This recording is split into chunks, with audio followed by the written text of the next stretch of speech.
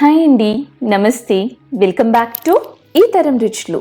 ఈరోజు మనం ఒక టేస్టీ బ్రేక్ఫాస్ట్ రెసిపీ సగ్గుబియ్యం గారెల్ని ఎలా తయారు చేయాలో చూద్దాం. ఈ సగ్గుబియ్యం గారెల్ని బ్రేక్ఫాస్ట్గానే కాదు, స్నాక్గా కూడా పిల్లలు ఎంతో ఇష్టంగా తింటారండి.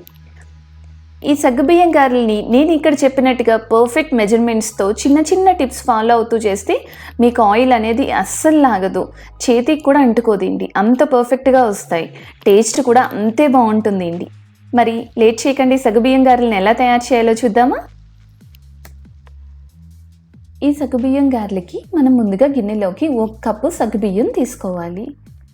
ఇక్కడ ప్రత్యేకించి లావు సగ్గుబియ్యమే బాగుంటాయండి సగ్గుబియ్యం గారెలకి. సన్న నైలాన్ సగ్గుబియ్యం అయితే అస్సలు టేస్ట్ రావు. ఇలా తీసుకున్నాక 1 గ్లాస్ సగ్గుబియ్యానికి 1.5 గ్లాసు పెరుగు తీసుకోవాలి. మనం ఇక్కడ చెప్పినట్టుగా పర్ఫెక్ట్ మెజర్మెంట్స్తో వాడితే 1 గ్లాస్కి 1.5 గ్లాస్ పెరుగు అనేది వాడితే సగ్గుబియ్యం గారెలు అనేది పర్ఫెక్ట్గా వస్తాయండి. మనం ఇక్కడ పుల్ల పెరుగున్నా కూడా చాలా బాగుంటుంది గారెలకి.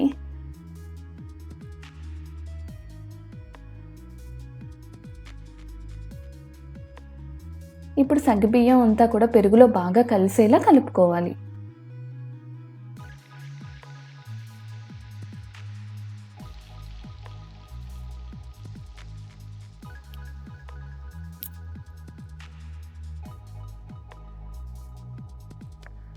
ఇలా కలిపిన సగ్గుబియ్యం మొత్తాన్ని కూడా మనం ఒక 5 గంటలు నానబెట్టుకోవాలి అండి.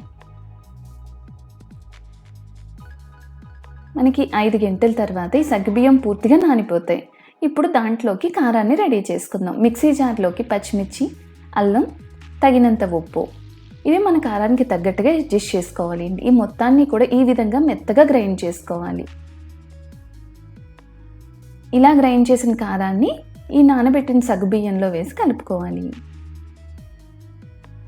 చూసారా, మనకి 5 అవర్స్కి ఆ పెరుగంతా కూడా సగ్గుబియ్యం బాగా పీల్ చేసుకుంది. ఇప్పుడు అందులోకి 1/4 కప్పు రైస్ ఫ్లోర్. మనం మొత్తం కూడా ఇక్కడ 1 గ్లాస్ సగ్గుబియ్యానికి 1.5 గ్లాస్ పెరుగు, 1/4 గ్లాసు బియ్యం పిండి వేసుకుని మొత్తం కలుపుకోవాలి అండి. మనకి పిండి వేయగానే కొంచెం గట్టిగా ఉంటుంది, కానీ సగ్గుబియ్యంలో ఉన్న నీళ్లు మనకి తడి వస్తుందండి. అవసరమైతే మనం టేబుల్ స్పూన్ చొప్పున నీళ్లు వేసుకుని కలుపుకోవాలి. ఇక్కడ ఏమాత్రం మనకి వాటర్ ఎక్కువైనా కూడా సగ్గుబియ్యం గారెలు అనేది నూనె బాగా లాగేస్తుంది అండి. అందుకని మనం వాటర్ అనేది జాగ్రత్తగా చూసి వేసుకోవాలి అండి. 2 స్పూన్ల వాటర్ మించి పట్టదు. మనకు ఆ సగ్గుబియ్యంలో ఉన్న పెరుగు తడి ఇలా నొక్కి కలిపితే సరిపోతుంది అండి. మనం మళ్ళీ వాటర్ ఎక్కువయ్యి మళ్ళీ బియ్యం పిండి వేసుకుంటూ పోతే మనకి సగ్గుబియ్యం గారెలు అనేది గుల్లదనం రావిండి.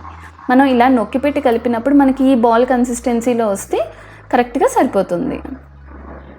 ఇప్పుడు మొత్తం ఇలా కలిపిన పిండినంతటినీ కూడా చిన్న చిన్న బాల్స్లా చేసుకుని రెడీగా ఉంచుకోవాలి.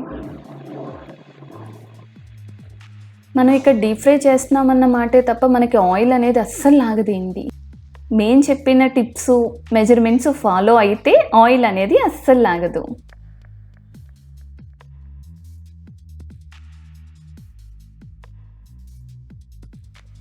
ఇప్పుడు మనం స్టవ్ వెలిగించి పాన్లో ఆయిల్ పెట్టుకుని ఆయిల్ బాగా వేడయిన తర్వాత మనం ఇలా రెడీ అయిన సగ్గుబియ్యం గారెల్ని వేసి వేగనివ్వాలి అండి.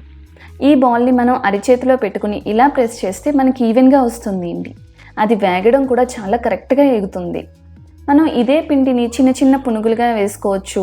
ఇలా ప్రెస్ చేసుకుని మధ్యలో చిల్లు పెట్టుకుని గారెలా వేసుకోవచ్చు. ఏ రకంగా అయినా మనకి సగ్గుబియ్యం గారెలు అనేది చాలా టేస్ట్గా ఉంటాయండి.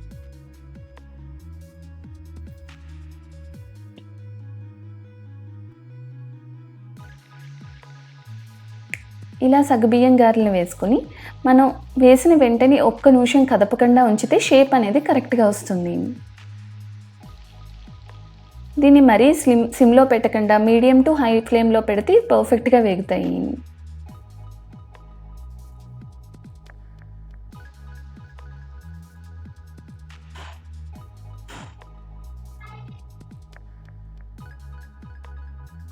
మనం ఈ సగ్గుబియ్యం గారెల్ని ఈ విధంగా కలుపుతూ 2 వైపులా వేగనివ్వాలి.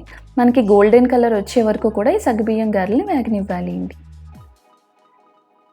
మనకి వేగేసరికి సగ్గుబియ్యం పైకి క్రిస్పీగా కనబడుతూ ఉంటాయండి, బాగా పొంగి. పిల్లలకు కూడా ఆ షేప్ అనేది చాలా బాగా నచ్చుతుంది. మనం దీనికి ప్రత్యేకించి చట్నీ కూడా ఏమీ చేసుకోవాల్సిన అవసరం ఉండదు. మన పిల్లలైతే టమోటా సాస్తోని ఇష్టంగా తినేస్తారు. మనకి నచ్చితే చట్నీ చేసుకోవచ్చు, కానీ చేసుకోవాల్సిన అవసరం అయితే ఉండదండి.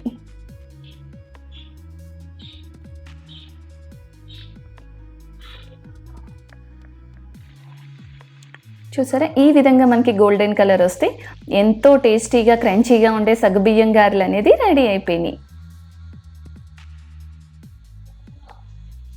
ఒక్కసారి మేము చెప్పినట్టుగా ఈ టిప్స్ అండ్ మెజర్మెంట్స్తో సగ్గుబియ్యం గారెలు చేయండి.